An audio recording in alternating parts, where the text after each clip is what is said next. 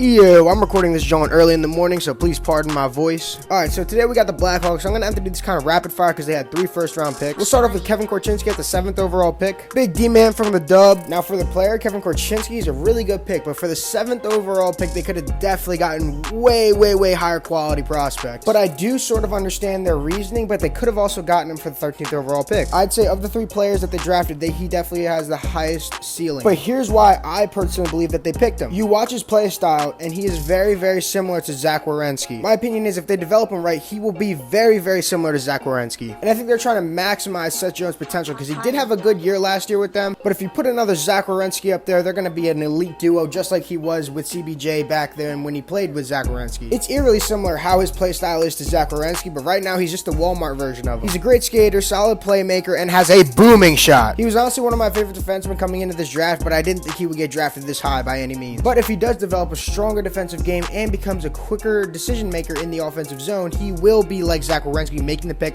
more than worth it. I'd say give him about 2 years, not because he's not ready, it's because it looks like the Blackhawks really don't know what they're doing quite yet with their franchise, so get him some time to develop and then bring him up properly. I wouldn't want to throw this kid in the beginning of a rebuild. Give it 2 years into the rebuild, then yes, but beginning of the rebuild, I don't know. That is if they're doing a rebuild. Honestly, I think they are, but who knows? Alright, damn, I gotta make this quick. I'm starting to run out of time, but Frank Nazar, center from the U.S. National Development Program, was selected by the Chicago Blackhawks with the 13th overall pick. I think his play style is very similar to Tyler Johnson, a smaller guy who can float up and down the lineup with sneaky great scoring. Also a solid two-way player you can throw into any situation. I personally think if they put a wing pair of a very physical player and a goal scorer that he will thrive under that. But similar to Korchinski, I think he should take about 2 years to develop. I think he only really needs 1, but similar to Korchinski, as I'm saying, the franchise, I'm not sure really what direction they're going in yet. More than likely a rebuild, but you don't want to throw these guys in the very beginning of a rebuild, especially so young. Unless, of course, they're superstars, or superstar potential, but I don't really think that they're there yet. I think there's definitely potential for it, but not at the way they are right now. You don't want to throw them in there and have them regress, you know what I mean? Okay, lastly, Sam Rinzel. I got a lot to say about this. Look, not a terrible pick.